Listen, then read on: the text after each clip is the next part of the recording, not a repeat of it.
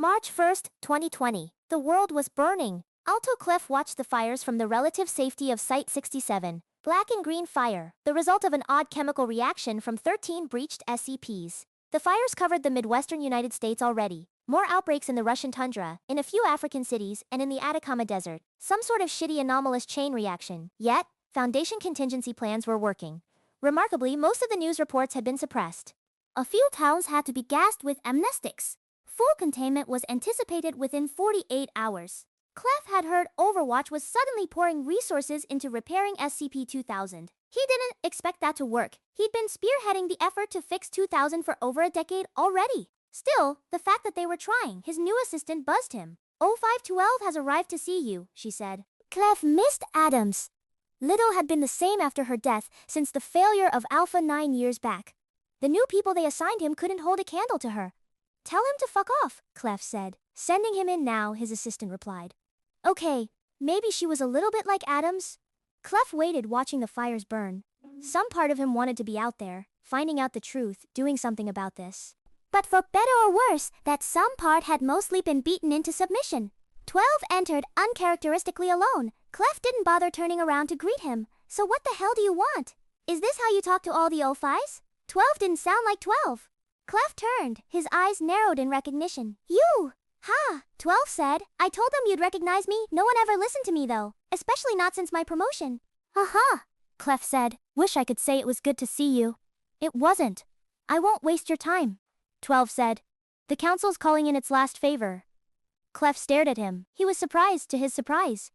"What? Seriously? After this? If you want, you're out." That was the deal. 12 leaned forward, taking a piece of paper from his pocket. He offered it to Clef. 12 handed him a piece of paper. Clef read it. It was a list of names, handwritten. His gut twisted. Or at least he liked to think that it did. "Like hell I'm gonna do this," he said. "Of course you are," 12 said. "Can't bullshit me, Clef. You know I hate to do this to you. You know I wouldn't ask you if it didn't have to be done." Fuck you. You can't bullshit me either. 12. Clef sneered through the word. "You bastards wouldn't be doing this if it weren't the capital E endgame. So don't tell me I get out after this. There's not gonna be a place for me to get out." 2. After this is done. Clef waved the piece of paper back and forth. "This is a laundry list of key Foundation personnel. You don't kill them all and still have a Foundation. We both know what that means." "No O5s on there," 12 said. "Not most of them, anyway." "Heh. Fuck the O5s," Clef said. "And fuck you." 12 laughed a mirthless laugh. Clef looked at the list again, taking in all the names. He paused towards the bottom. "Your people fucked up here? Kondraki's been dead over a decade. Gears shot him in the head." 12 just smiled. "Fuck. They were key Foundation personnel, yes, but some of them were boring."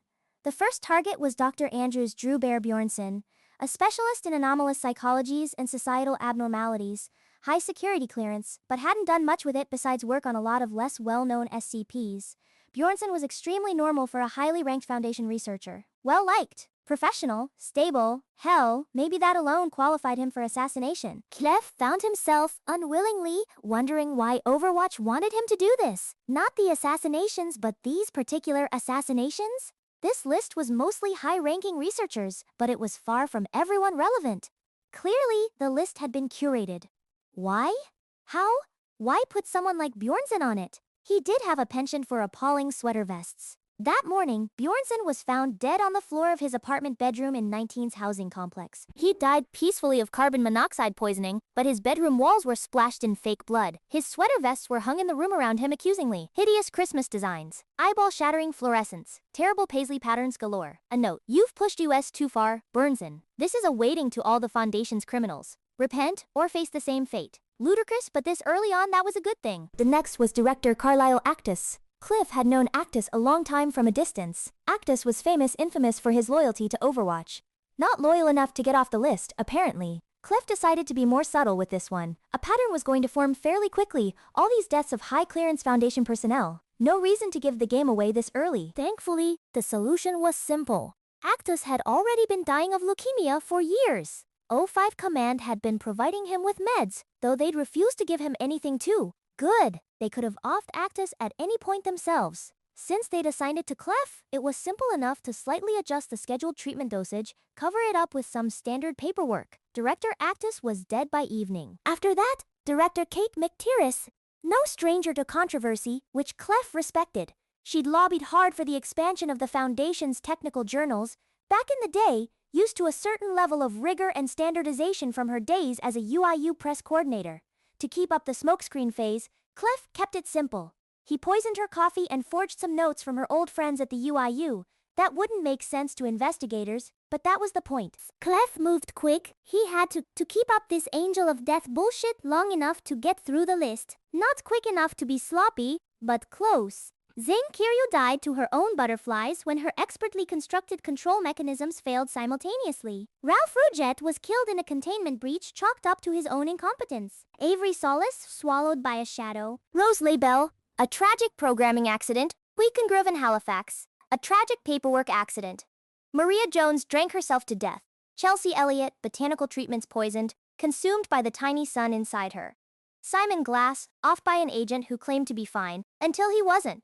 Django Bridge died of loneliness, or at least that's the best anyone could figure out. Everett Mann talked into killing his own fool self by allowing him to carry out one of his especially stupid mad scientist projects. A decommissioning, technically. Trivial, without layman around anymore, and dozens more names. Check, check, check, check, check. Some tiny part of Clef felt ashamed that it had been so easy. He'd been preparing for something like this for most of his life. Even Jack Bright went down surprisingly easy. His amulet launched right into the sun. Cliff found himself hoping that the man could finally rest, then realized that he was rationalizing his actions, trying to mentally comfort himself for what he was doing. He was getting soft. He'd killed people before, even friends, when it became necessary. This was the same thing, just on a larger scale, right? Clef looked at his shortened list, reading the next name, grimacing. Fuck! Clef found Gears sitting placidly in his director's office. There was a gun on the desk next to him. Clef hesitated. Hello, doctor. Gears said. I received a communique from 051 this morning. Gears. Clef said. Gears held up a hand. There is no need to explain. I have been briefed on your mission and I understand its necessity. I realize you are here to carry out my scheduled execution. My affairs are in order. I have done the same for Dr. Crow. I would have carried out the deed myself, but I was informed the process needed to be executed either directly or indirectly by you. Clef tried to say something, but the words didn't come out. Gears took this as an indication to continue. Additionally, I have created a video message explaining that I am part of a suicide pact involving one or more other Foundation members. This should help temporarily disguise the nature of the assassinations you are presently carrying out. If my account is believed, suspicion will not fall on you for an extended period of time. Gears opened his desk and took out a sealed package. I also understand that you will require assistance with one of your final targets. This package contains the coordinates for the current location of Dr. Kondraki. Clef took a long time to reach out and take the package. I do have a last request. Gears stood and pressed a vial into Clef's hand. For Kane, he wished me to tell you that this is a concoction of his own design, which will bring him a happy death. Gears picked up an envelope. He left a message for you, to say goodbye. I don't understand. I've already put him into a coma. Gears said. His request. He didn't want you to have to see him when you did this. His body is in a closed kennel with an IV hookup. You need only insert this into the IV. Jesus Christ, Gears, Clef said. Kane requested that I do something similar to alleviate the emotional effects on you, but I judged that this would arouse more immediate suspicion. It would counter my attempt to buy you more time. I apologize if this causes you more difficulty. Clef read Kane's message. He resisted, wiping his eyes. Gears' gaze remained unmoved as always. Goodbye, Gears, Clef said. You were the best of us. See you on the other side. Goodbye, Doctor, Gears said. It has been a pleasure. And even though there was no change in expression, inflection, or tone, Clef found himself desperately hoping Gears was being honest and genuine when he spoke a pleasure. Clef raised the gun. Kane's death was quiet, peaceful. Clef told himself, just the way he'd always wanted to go. It didn't make a difference. After Kane, researcher Blair Roth was next on the list. Clef read her name and felt like a dick. He knew Roth. He'd gone to her quite a few times for help. She ran a lot of teams and had a high clearance level to match. She was officially just a Foundation veterinarian, but she also worked extensively with disinformation, like most people who wrote death certificates. The kind of researcher who constantly got work piled on her, with none of the recognition. Though being on the 05 hit list was more recognition than most people got. The way to kill her was obvious. He felt terrible, but he did it. He set up Kane's death to look like Roth accidentally switched medicine doses. She was already emotionally compromised from the news of other deaths. It was a believable mistake. She hung herself in her bedroom. From one of the ceiling fans, they still had some of the older housing complexes. There was a note. Clef made the note good. It was the least he could do. The list went from arm to wrist in length. Then only 3 names left. Next was the disgraced director of Site 19. David-Moose, the ex-Serpent's Hand Witch? Clef had never cared for Moose, not really. The people who screamed that she should still have been contained with the rest of her kind had been quietly cowed and silenced by now, mostly. Clef had his own misgivings about her, not because of her being a type blue, but because of the fundamental personality flaws that she married with being a type blue. Besides, Clef was supposed to be the arrogant one. Still, he'd come down on the side of apathy. Kicking her out of her position would have been a fruitless fight. The ones who got to make that kind of decision had made it before Clef had known it was happening. When Clef arrived at Site 19, he found Director Moose barricaded inside the control center, her face plastered on a security monitor outside waiting and watching. Clef didn't speak. He knew the silence would annoy her into acting first. Moose was impatient, drank the new wines instead of waiting for them to mature. Metaphorically, he'd never seen her drink. Too paranoid, in that peculiarly self-centered way you saw in certain directors? And no amount of carefully organized planning could prevent someone impatient from acting prematurely? The silence won in less than 15 seconds. I know why you're here, Moose said. Sure you do, Clef said. Her smile was forced. The world's ending, Clef shrugged. Yeah, kind of figured. Moose's eyes shifted. I still have friends in high places. Clef didn't respond to ask who or why or where. He just waited for the trap to be sprung. There had to be a trap. This was too elaborate. You've left quite a trail of bodies on your way here? Moose continued. Am I next on your list? After Gears, Kine, and Roth, Clef didn't feel like playing out the expected game. I deny everything. But let's say you're right. How do you plan on stopping me? You're a rusty type blue, and I've bagged over 3 dozen greens. Greens are always overconfident, Moose said. Clef smirked, the first time he'd flexed those muscles in days. It felt strange on his face. I've read your file. You're one to talk. Honestly, he hadn't been sure until he'd seen the screen setup. It wasn't just about Moose being able to see him. She had wanted to make sure that he could see her. It was the kind of Blofeldian bullshit arranged only by someone who was just that overconfident. Maybe. But I know your history. I've examined every line of your files. And Dmitri told me all about you. Before you murdered him. Hearing Dmitri's name from her mouth was a sucker punch. Hey, fuck you. Strelnikov was my friend, and more importantly, I had nothing to do with him dying. That's what they said about Kondraki, Moose said. No, they said Kondraki killed himself. And I didn't do that one either. Gears did. They said that too. Admittedly, the story about Strelnikov's death did sound like a cover-up, a generic routine security breach. A firefight with guards. Strelnikov caught a stray bullet and died a few days later. A tragedy, easily avoidable. But it was the truth, the shitty, disappointing truth. If Moose blamed him for Strelnikov, Clef considered, then other people did too. The thought didn't make him particularly happy, and it shouldn't matter, given what he was doing now. But it did matter. Whatever, Clef said. He was growing bored with waiting, which meant that Moose might have been more patient than he'd given her credit for. If Dmitri told you so much, you should know wasting my time never helps. Are you coming out here? Or am I blasting my way in? Moose seemed to think about that. You know, back when I was in the hand, some of you had these little nicknames. Dr. Blank Rover. You can probably guess those. Did you ever overhear yours? Cliff yawned, but Moose didn't stop. They used to call you God Killer. Her upper lip curled a little. So, God Killer. Let's see how you deal with what the hand called the God's Labyrinth. The security monitors blinked off. The doors to the control center opened. Clef cursed as he saw the blackness beyond it reaching out. He fell back, turning to hit the emergency locks to keep it whatever it was from spreading. No stars in the black meant it wasn't space, and the fact that it seemed to be moving meant it was either alive or near enough.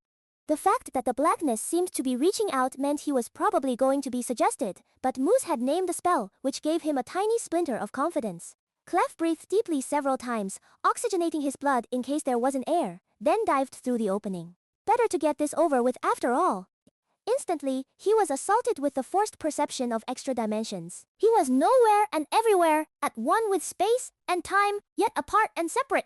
A god and a speck of dust. The same old bullshit Dickens used to beat off to. His old implants flared to life and told him he'd been transported somewhere else. They'd been less helpful before, but not often. The blackness slowly parted as he began to perceive again properly. Stone walls stretched before him, turning at impossible angles that he didn't stare at. moving eternally toward one of the several dozen horizons surrounding him. Every time he looked away from one path to another, his perception shifted, and the paths completely reconfigured. You could wander here forever, without taking a single step. Clef sighed. This was going to be irritating? He mentally tugged, felt the strain of his ancient implants, some unused for decades. And Moose stared at the Site-19's special security monitors. No! She said, her voice rose an octave. No! Her guard stepped closer. Ma'am! She breathed, looked down at the runes written in polish on her nails. Things are about to get difficult. Why? The son of a bitch has got a third eye. It took Clef 30 minutes to emerge from the labyrinth and another hour to carve his way through the control center's defenses. It was all standard, unmodified, and ill-equipped to stop someone who'd had a hand in designing them. He shot the last guard, sighing, and stepped through the door into the observation center. Moose was waiting for him, looking dramatic. Always dramatic, everything a trial, an ultimate final confrontation. Why so much stress? It was just murder after all. Clef took a moment to reload his gun while she stood there, glancing up at her expression. She was smiling, without feeling behind it. You look like layman, Clef said. The smile faded. Thanks, not a compliment. Clef paused, spinning the cylinder as he finished reloadings. There, dramatic just for her. He asked the question he knew she wanted. Why aren't you running? I have a question. Her mask slipped, and she looked genuinely disturbed. I got the report, while you were in the labyrinth. About gears. Clef said nothing. A Foundation suicide pact? That's not really your style, but it was you. I know it was you. She waited for confirmation that never came. If you can get gears, you can get me. I could fight and I could hurt you, but I'd lose. So what's your question? Clef asked. Why are you doing this? Clef chuckled bitterly. Lament and Moose had once been friends. Didn't he tell you? Didn't who tell me? Clef didn't answer. Well, she said, I guess I'm even better at alienating people than I thought. Clef shrugged. Any last words? Those were kind of subpar. Moose inclined her head, managing to put on a haughty face. Whatever your reasons, she said, you'll live to regret this. No offense? Clef said, feeling the exhaustion of the moment finally weighing on him. But I had to kill all my surviving friends today. You? I'll forget about killing you before dinner.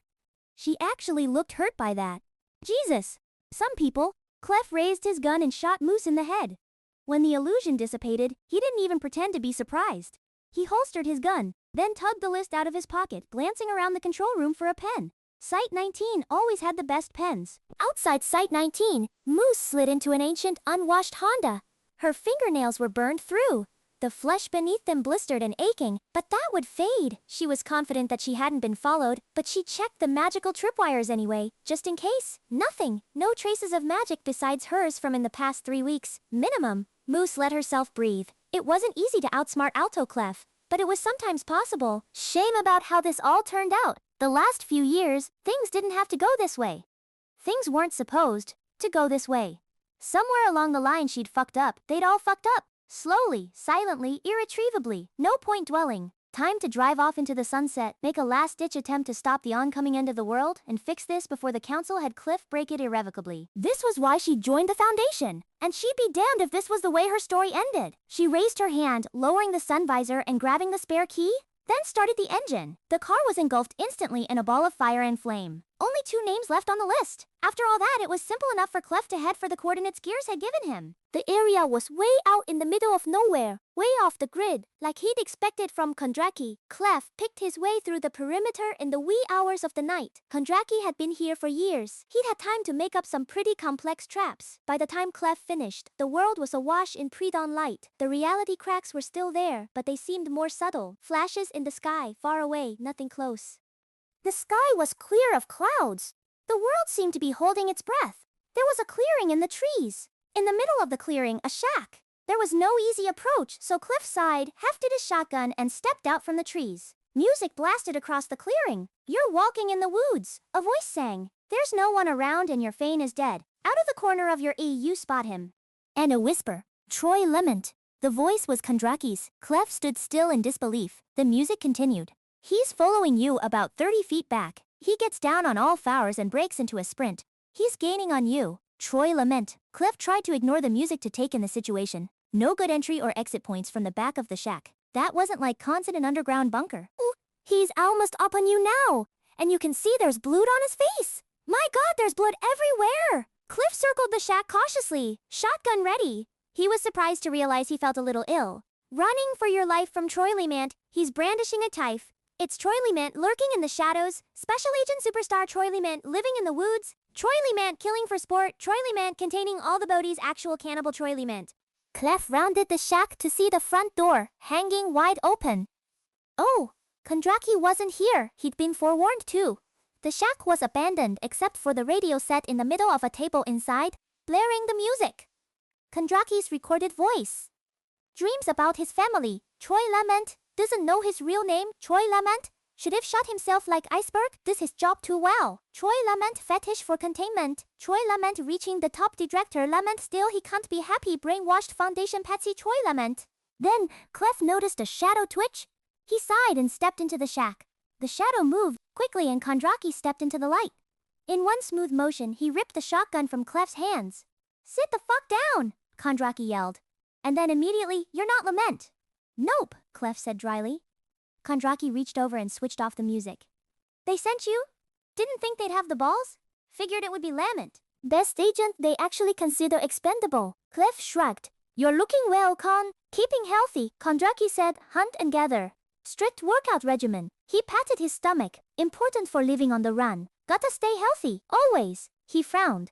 You let me take your gun. You were dead. Clef found himself strangely choked up. Gears shot you in the head. Gears. He never makes an error. I was at your goddamn funeral. I saw the body. I filled your goddamn corpse full of lead, Con. I heard, Kondraki said. Here tell you missed most of the shots too. Just like you. You're changing the subject. Dunno what you're... No, Kondraki said. I know you. You'd have never fallen for a trick like that. Not in a million years. And you think Lament would have? Of course he would have. He wouldn't have expected me to be stupid. Reverse psychology, you know? Works every time. So you were planning to out-stupid Lament? Yeah. Kondraki didn't seem to think there was anything odd about that sentence. But you couldn't out-stupid me. Okay. Why'd you let me take your gun? I didn't let you, Clef said. Just getting rusty in my old age. You see it all, Clef. Everyone knows that. Like it's a story from a book. Kondraki nodded. Yeah, that's right. You know what I'm talking about? Your real secret. You told me yourself. All but told me anyway. Can't believe I thought you were the devil? You'd never aim that low. Clef shrugged and waited. You won't tell me anything? Fine. Kondraki motioned with the shotgun to the chairs at the table. At least sit down for a bit. Before I kill you. Clef sat. Kondraki sat. You have a good singing voice, Clef said. That song though? Rob Kenter, Kondraki said. Internet meme. Lament would have got it. And you bothered to record all that. The music too. Had time to prepare, Kondraki said. Was gonna pump Lament for information. Thought it would be good to throw him off first. Then I'd hockey him and leave him here, or maybe blow the whole damn shack up with him in it. Hadn't decided yet. Who told you? You haven't told me jack, and you expect me to spill my guts? That ain't how this works, Cleffy. You know that. But you did have warning, Clef said. Jesus, the Foundation's leaking like a sieve these days. It's the end of the goddamn world, Clef. They didn't tell you? Kondraki laughed. You didn't figure it out from all those tears in reality? How do you suppose the Foundation's gonna fix those, eh? If they could, they'd have done it by now. Nah, this is the end. For the Foundation too. We've come back from worse, Cliff said. Not this time, Kondraki leaned forward. Everything falls apart. The center cannot hold. Mere anarchy loosed upon the world. You know how it goes. Never took you for a Yeats fan. Who the fuck is Yeats? He didn't wait for an answer. This is the endgame, Clef. That's why they decided I had to go. Even if you don't get me, makes no difference. End of the world means the end of all of us. You and I, we're just looking to see who's going first. I assume that's me? Maybe, Kondraki leaned back. You know, I wasn't gonna let that bastard Limit kill me, but you. This is how it should be. This is how it should properly end, the two of us, together. Clef waited. Kondraki glanced outside. Pistols at dawn. Well, my pistol, your shotgun. You couldn't hit the broadside of a barn with a pistol. What do you say? Maybe one of us walks away. Maybe neither walks away. Kondraki stood up. He waved Clef away from the table. They walked outside. The two men watched the sky in silence for a few minutes. The strange lightnings flickered, still far away but closer now. A flare of light peeked over the horizon. Sun's rising, Clef, Kondraki said. How about that? It's like it was meant to be. Kondraki took a pistol out of his coat pocket and handed Clef back the shotgun. Clef pulled the trigger as soon as his fingers touched it, blasting Kondraki squarely in the chest. Kondraki flew backwards like a rag doll, his pistol going flying. He didn't move. Clef walked over to the body, looked down. He raised the shotgun again, then lowered it. You should have put a bullet through my skull, Khan, he said. Why couldn't you just? The body twitched. Kondraki moved, jerkily. Always knew. Kondraki seemed to struggle to form the words, but the next few came out easily enough. You cared. Clef crouched next to the dying man. He still kept hold of the shotgun. He was sympathetic, not stupid. What they made us? Kondraki said. We could have been more. We could have had real lives. We could have been people. But no, they ruined us. They made us legends, then tossed us aside once they didn't fucking need us anymore. You know what they made us do? What they're making you do now? Blood spilled from the corner of his mouth. It's not enough. It'll never be enough. Clef waited. Kondraki half grinned. I cared too, Clef. I always cared. So, there's one last thing you should know before I die. Kondraki stared up at the sky, the lightning playing and dancing around a crack in reality, reflecting purple and green in his eyes as they lost focus. And he was gone. Cliff waited a long time after. Me too, Khan, he said. There was gasoline in the shack. This time he burned the body. The world was truly ending. On the long drive to SCP 20,000, even Clef's implants couldn't process half of what he was seeing. If it weren't for the reality anchors built into the rattling truck, Clef was sure he wouldn't have made it more than 10 miles. He was less than a mile short of the complex when he saw something going on inside the truck itself. Possibly the concept of combustion breaking down, or changing into something else. It gave him a headache, and he got out of the truck to walk. Through his third eye, Cliff saw a nameless thing striding parallel to the horizon, coming. He was sickened by a deep sense of déjà vu, or Veku. One of those, you've seen this before. This is all happening again. Clef didn't know where the thought was coming from. Terry started through his mind, all equally likely at a time like this. Was it simply grim imagination? Was it some echo preserved by his ever unreliable protection from reality shifts? A thought from the dying universe itself? A god with no name? No, not a god, nothing so directly comprehensible. But what do you call such a thing, if not a god? Clef shook his head, trying to jostle the words out of his head. Best not to dwell on thoughts that may or may not be your own. Been through the desert on a god with no name. Fuck! He shook his head again, fighting to clear it, and shut down one of his perception filters to do it. Then he started walking. Within 100 yards, things started to feel real again. SCP 2000 was still an oasis of stability in the fracturing world. Not because of 2000, because of what was hidden beneath. He still didn't know what that was. He guessed he was about to find out. Though by now he didn't really care that much about knowing. Clef descended through the tower. There was one more name on the list. A short suspension bridge led to the island at the center of the small sea. The island floated in mid-air, above the sea, crowned by a massive gleaming flower. Its half-closed petals were lattices woven of rainbow cords of light. The island itself was a mass of dark earth, with roots protruding here and there, as if the entire thing were plucked from a giant's flower pot and placed gently in the middle of the empty air. The petals and roots were covered by glimmering designs, bright and shifting in the petals, golden rayed on the roots. Words, in a script Clef didn't recognize. The scent of fresh, wet earth radiated through the place, omnipresent spring. Standing at the railings, looking out at the sea, was 0512. No, not 0512. Not after all this. He'd call him by his name, or at least the name the man had once embraced. Troy Lament. As Clef walked closer, Lament didn't turn. His eyes remained locked on the hovering island, at the intricate weaving of roots and earth. It's something, eh? Lament said. You weren't trying to fix 2000, Clef said. You were making whatever this is. Lament chuckled. Making it? Nah, this thing is older than our universe. Older than the universe before our universe. Older than the universe before our universe before our universe, you get the idea. Clef shrugged. What the hell is it? We call it the Bloom, Lament said. Our final backup plan. Best kept secret and all that, only this one is real. The workers are all mind-wiped as soon as they leave. No one knows about it except Overwatch. In this timeline at least. Lament pointed up at the dangling roots. Figured those out yet? Some kind of script or a code, Clef said. User manual? Damn, good guess, Lament said. But not quite. They're the activation requirements. Clef frowned. What requirements? Lament finally turned, meeting Clef's eyes. He pointed at the folder in Clef's hand, at the list. Clef paused, his brow creasing deeply. You gotta be kidding me. Nope. Killing all these people, that was the activation requirements for this thing? What the hell kind of failsafe requires serial murder? Try not to think of it like that, Lemon said. If it helps, think of it as removing the dangerous elements that could prevent activation. That's the way the old 12 explained it to me, at least. In other words, total bullshit. That's what I said. The old 12 just laughed at me. Lament looked at the flower. Each of these roots and petals has a coded list of events that have to happen and people who have to die before the bloom will let us use it. Requirements seem to be different in every timeline. Not always deaths, but always something. Lament shrugged. If it makes you feel better, we left the Foundation members for last. Could have fucked things up, but we were hoping to find another way. Any other way. Clef played the slow game. He wanted to make sure at least. Or soothe what was left of his conscience in some small way. Way to do what? Lament sighed. Don't ask questions you already know the answer to.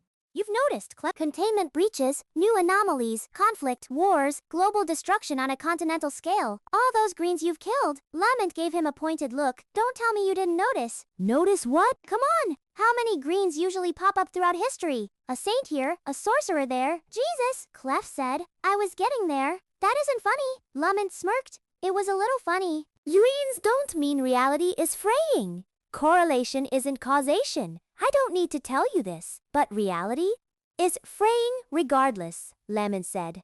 Has been for a long time. Most of this we had nothing to do with. When the first pieces started to untangle, we ignored it. But once it progressed, Overwatch actively started recruiting you from the initiative. Now, the tapestry unravels. The stars are going out. Something else is coming in. Yatke class end of reality scenario? Clef said. He was tired. So damn tired. I thought that was just theoretical. Layment chuckled. No, you didn't.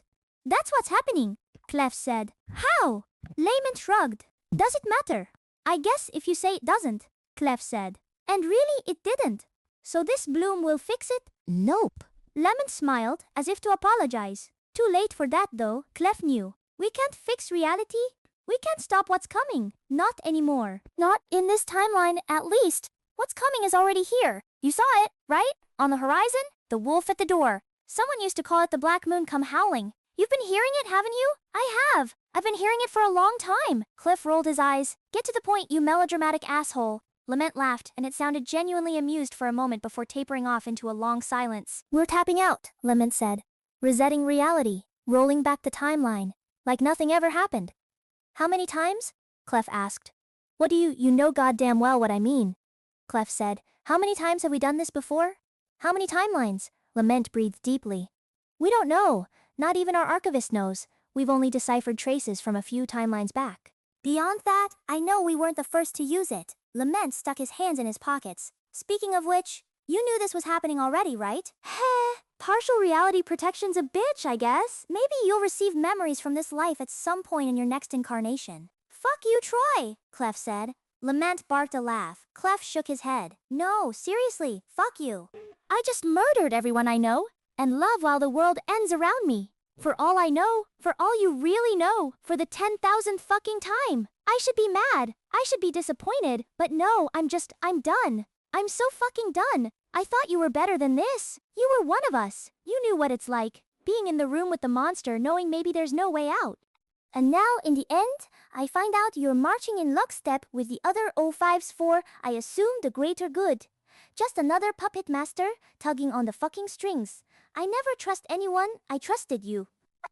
And for what? Layman just stood there and took it. He looked like he'd been expecting it, and the fact that he knew he was a disappointment took some of the wind out of Clef's sails. You were supposed to fix all this, Troy. Clef felt a new jagged edge to that old familiar bitterness. You were supposed to fix it. I'm sorry, man, Lament said. For what it's worth, I tried. Clef looked past Lament at the alien flower. What if I refuse? Clef asked. What if I blow up this flower, and I don't reboot the world? Lament shrugged. The world just ends. What do you think? I know it's shit, but this is the curtain call, Clef. If there was a way out, believe me, I'd be taking it. But now, just one thing left to do. And what's that? Last name on the list, Lament said. He looked at the bloom again, his eyes hardening for a brief moment, and then he tugged the gun out of his shoulder holster and proffered it to Clef. Prefer not the face, if you don't mind. Slee took the gun from Lament. He checked the chamber to make sure a round was loaded. Lament looked back at him, quietly waiting. Clef rested the muzzle of the gun on the Lament's chest. If I were one kind of bastard, I'd shoot you in the balls. If I were another kind of bastard, I'd shoot you in the face. Right now, I'm just tired. Go to hell? Lament's laugh started dry, then ended wet, punctuated only by a soft collapsing thud. Clef walked up to the bloom, reading the final instructions on the list. No more names, just a flower at the end of the world. There was a white note card lying on the dirt as Clef approached. Clef picked up the card. The message on it was in Lament's handwriting. Hi, Clef. I lied. One more name on the list. Sorry. Footsteps behind him. Clef turned. The card exploded into foam in his hands, freezing him in place. Hard and cold things wound around his arms and legs. He looked down. Silver chains, supernaturally animated. A woman stood in front of him. She held a strange sidearm in one hand. Clef recognized it as a particle accelerator, a prototype that he hadn't realized was finished. In the other hand, she held a 13-inch chef's knife. Clef felt his guts twist. Damn! Goddamn! I should have known! He glared at the woman. You weren't on the list. Sloppy of them, she said. Hello, Clef. My name is Sophia Light. You killed my ex-boyfriend. Prepare to die. Clef pulled at the silver chains. Appreciate the reference, but we both know what that knife does. Isn't this overkill? For you, Light chuckled. Hardly. Clef grinned. God, it's perfect, he said. The last girl always kills the monster at the end. That she does, Light said. Most of the time, Clef added, furrowing his brow slightly. Light nodded. Most of the time. Clef paused a moment. His mind ran through countermeasures, through escape opportunities, through second chances, then discarded them one after the other. He opened his mouth to say something, searched for what it was. Tell them I'm sorry was as meaningless as ask them to forgive me. After all, most of them wouldn't be born at the point in time the universe might reset itself.